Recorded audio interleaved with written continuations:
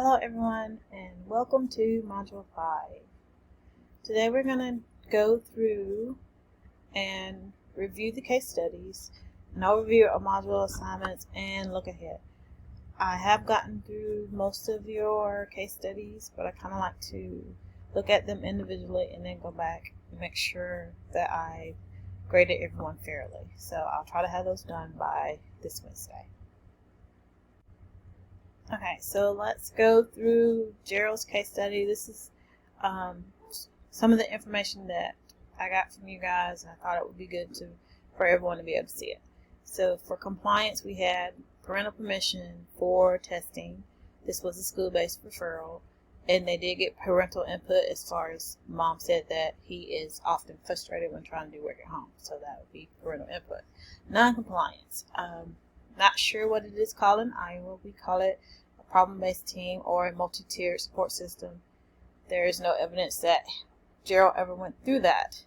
He did not receive tiered supports. He just was struggling. The teacher saw him struggling and then recommended him for special education.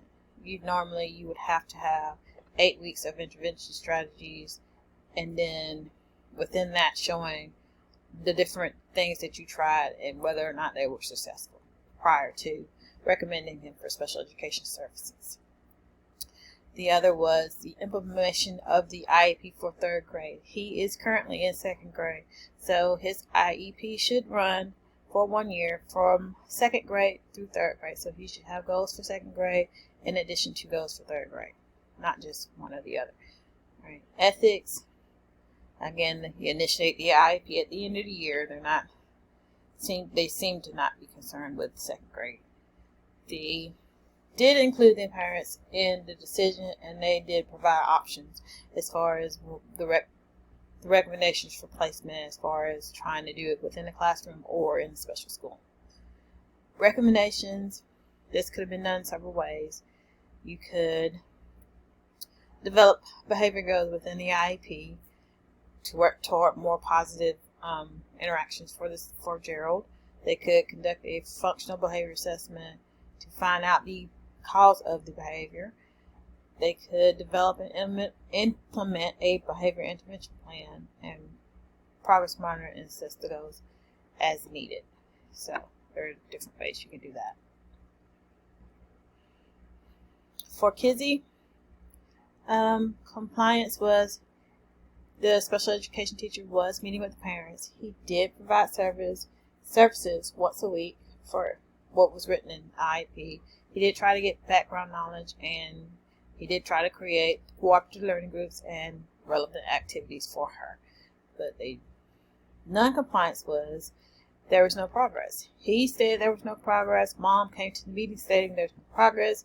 At that point, they should have had a IEP team membership meeting. They should have been an IEP meeting at that point to adjust the IEP because there's no progress.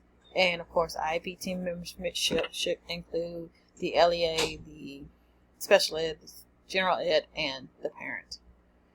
And within Kizzy, because she does have some behavior issues, there should have been an assessment in behavior, and they did not mention that. So, ethics violations one was he was giving up. He had no plan. He tried one thing. He said, "Oh, that didn't work. I'll just wait till next year." And that is never an option. So, he should try or get some help somewhere for Kizzy. Not listen to the parental concerns. Although he was having meetings with her, it did state that he was tuning her out. So that's never good, that you're not actually listening to the parent. Some recommendations of, obviously, most of you said, reconvene the IEP and have, correct membership there. And adjust the services. I mean, she was only meeting once a week for every 2 weeks. Increase the amount of services. Add a social school skills training to the services, or add related services. So you have within your building, you have your BCBAs, you have your school counselors, You have mental health people. You have a whole lot, a wealth of people. Or you could just have a mentor teacher, or mentor, not mentor teacher, but a mentor for Kizzy that she could go to and have conversations with. But you have to reconvene the IEP to add or adjust all of that stuff. So, okay. For this module, make sure you read chapters 8 and 13 and all the supplemental readings. It's also a video that there's there for you to watch. Research article on fate for the discussion board. Be sure to include the article within the discussion board, and your research paper on behavior and discipline is due on the next Sunday. So make sure you get all that in. Okay. Most of you have already contacted me about your topic, so I think, and if you have not, I hope everyone is good. Okay. And there are guidelines. Make sure you're following all the guidelines for what is to be included and how it is to be written. Okay. Looking ahead, in Module 6, you will be going to the Vanderbilt University Irish module. They have a wealth of information there. I would recommend signing up for an account because there you can get PD credit for completing some of the modules. And in addition, for this module, if you'll sign up and send me the certificate just so I know that you've completed it. So, okay. Modules 7 and 8 will be done together. Module 7, there's a case study that is similar to what we did this week, a little more in-depth. So make sure you're looking at that. And Module 8, you will need to conduct an interview with someone in special education. So make sure you're figuring out who that person is going to be and what you want to do with that. Oh, it's and make sure you have your 10 questions because it's 7 in the module and then 3 you come up with. So make sure you have all that together. Okay.